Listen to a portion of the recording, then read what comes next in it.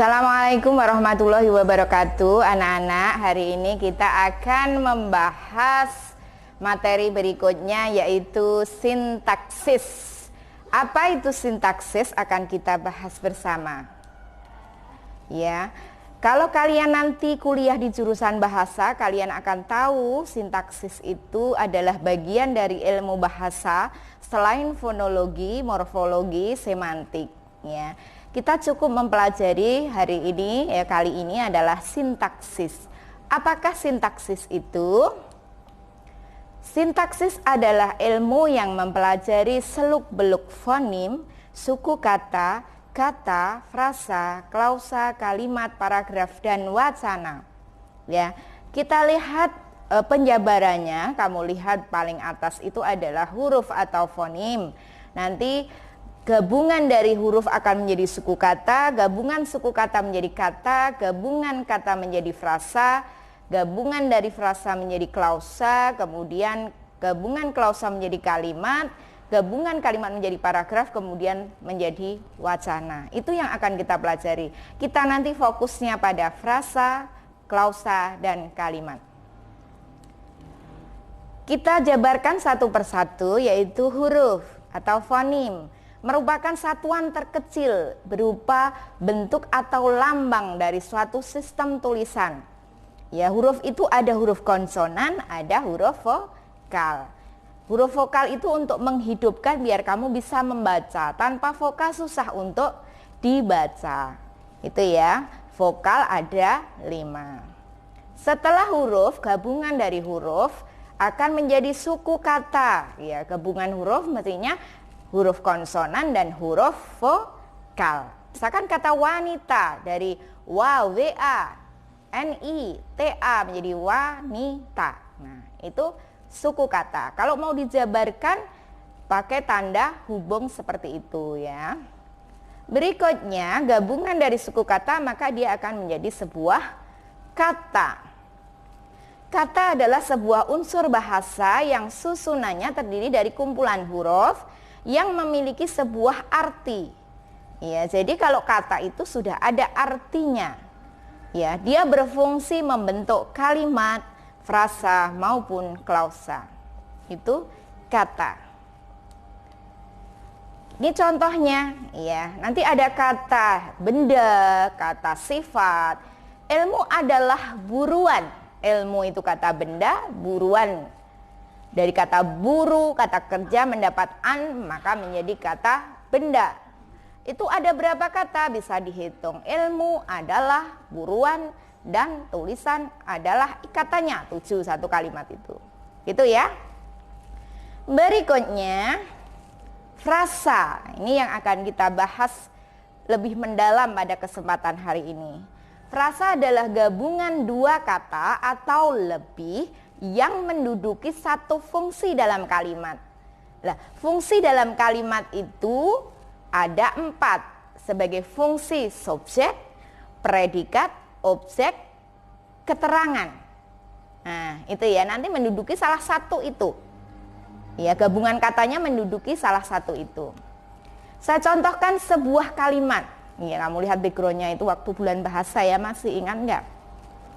Bulan bahasa tetap diselenggarakan jurusan bahasa budaya di SMA MTA. Kalau ingin mencari frasa, kamu harus tahu fungsinya dulu. Oh, fungsi subjeknya mana, predikat mana, keterangan mana, objek mana, kamu harus tahu. Dari situ nanti kamu bisa tahu, oh subjek ini ada frasanya enggak. Bulan bahasa subjeknya. Oh, ada 2 kata, gabungan 2 kata, berarti dia frasa. Predikat tetap diselenggarakan 2 kata, berarti dia frasa. Jurusan bahasa budaya berarti 3 kata, berarti gabungan kata, frasa. Di SMA MTA 3 kata, berarti dia juga termasuk frasa. Jadi kalimat itu perfungsinya adalah frasa. Kalau kamu disuruh menghitung berapa jumlah frasa dalam kalimat itu, berarti 2, 2, 3, 3. Berarti ada 10. Paham ya? Insya Allah ya. Berikutnya, Frasa berdasarkan kelasnya. Jadi frasa itu nanti ada pembagian kelasnya atau jenisnya. Ada adverb, adjektif, verba, numeralia. Kita bahas di bawah slide-nya ini. Yang pertama adalah frasa nomina. Dalam bahasa Indonesia nomina itu benda. Benda berarti frasa itu yang menjadi unsur pusatnya berupa nomina. Jadi yang menjadi pusat pengembangan, pusat dikembangkannya kata itu adalah kata benda. Misalnya ada kalimat Rahma menerima hadiah. Itu subjek, predikat, objek. Subjeknya hanya satu kata, berarti kan bukan frasa. Itu hanya kata biasa, predikat, objek juga.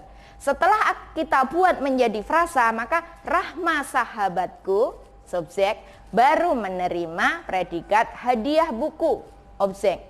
Nah, Rahma sahabatku itu frasa nomina. Karena apa? Karena yang menjadi unsur pusatnya adalah Rahma. Rahma adalah kata benda. Itu ya. Hadiah buku intinya atau unsur pusatnya adalah hadiah. Kamu mau memberi hadiah apa? Terserah. Kalau di tulisannya Bu Guru ini hadiah buku, hadiah lomba, hadiah pidato. Lah itu terserah. Hadiah adalah kata benda. Itu ya, paham? Baik, kita lanjutkan. Yang kedua adalah frasa verba atau kata kerja. Yang menjadi unsur pusat pengembangan frasanya itu adalah kata kerja. Jadi intinya kata kerja. Kita lihat kalimatnya. Hawarismi menulis artikel. Itu setiap fungsi bukan frasa karena terdiri dari satu kata. Setelah saya buat menjadi frasa tiap fungsinya, Hawarismi yang rajin itu ada 3 kata. Akan menulis yang saya beri tanda merah itu adalah frasa kata kerja. Akan menulis. Ya. Intinya apa? Kan menulis. Nah, maka yang menjadi pusat pengembangan atau unsur pusatnya adalah menulis. Kemudian kita tambahi akan, sedang, sudah, belum. Lah itu silakan. Itu namanya frasa kerja karena intinya kata kerja.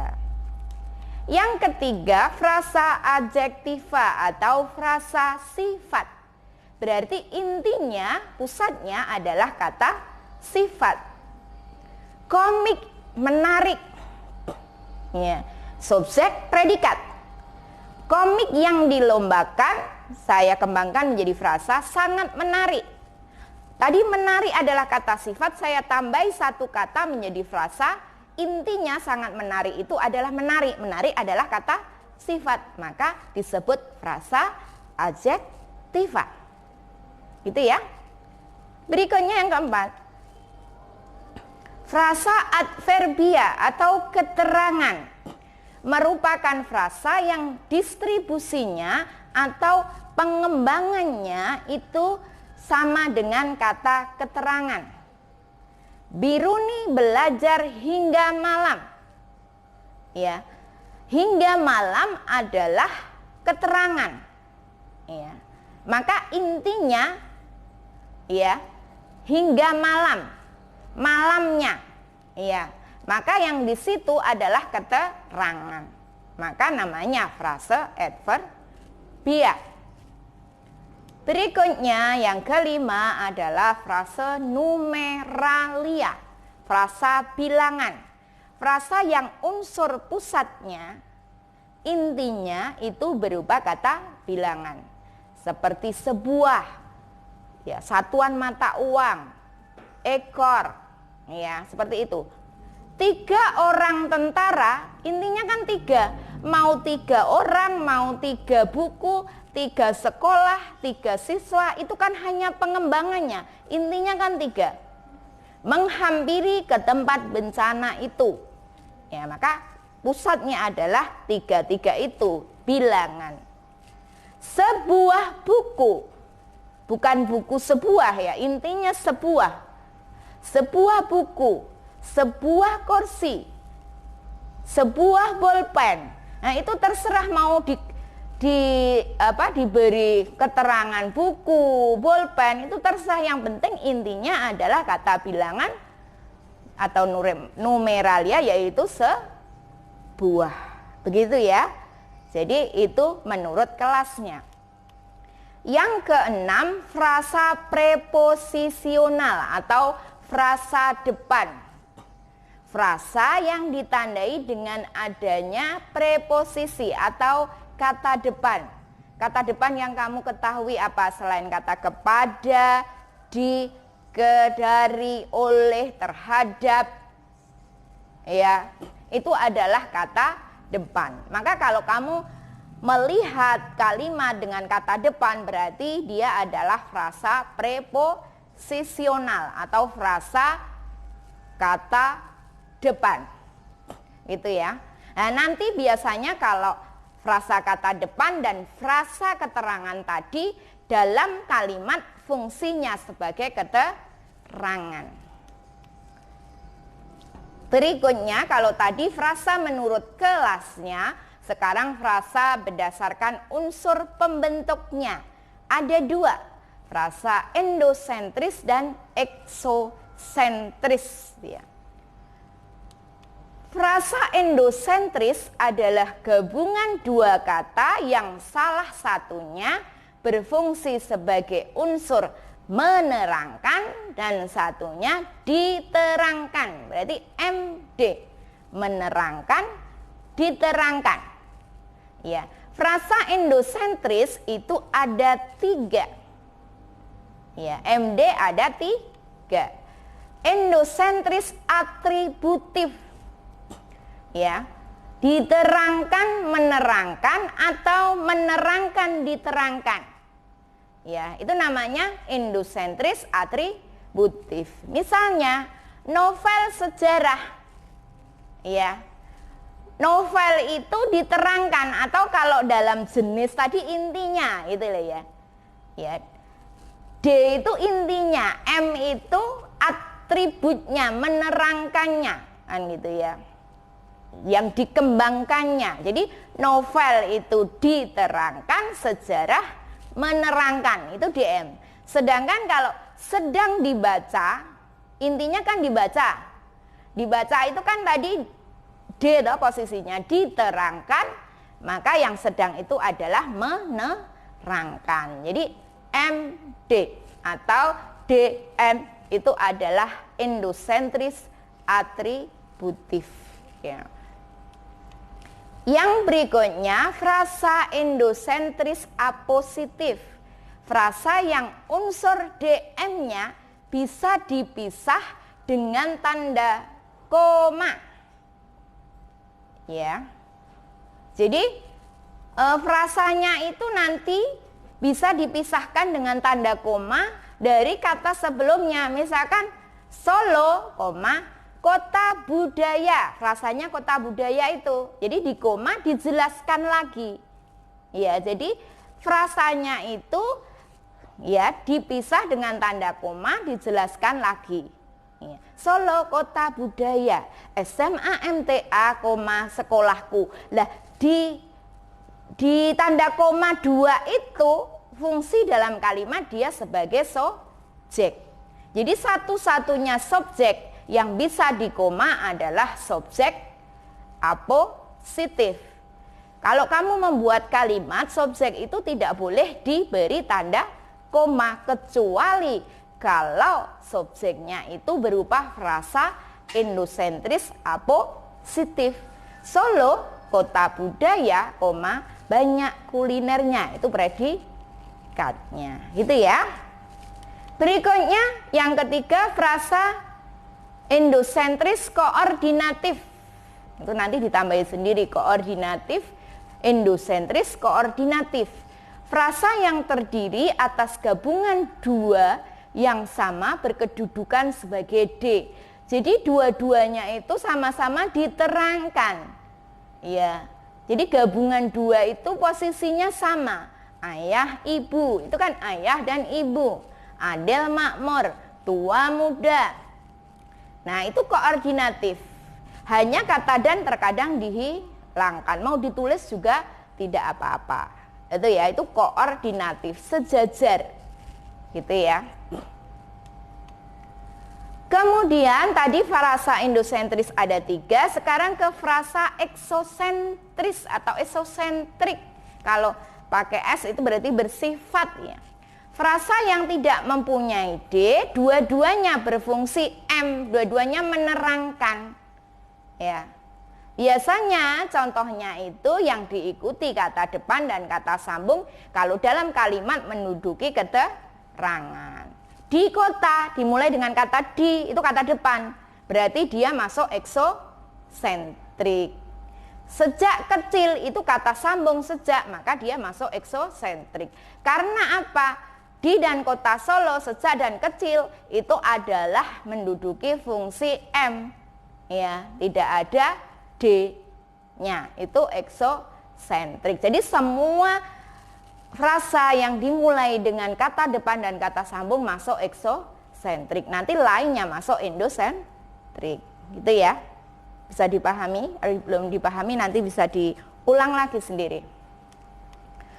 Kemudian yang berikutnya, yang ketiga, frasa berdasarkan makna yang dikandung. Maknanya. Ya, makna yang ada di dalam frasa itu. Yang pertama adalah frasa biasa. Frasa biasa itu memiliki makna yang sebenarnya. Ayah membeli kambing hitam. Oh, kambingnya juga warna hitam.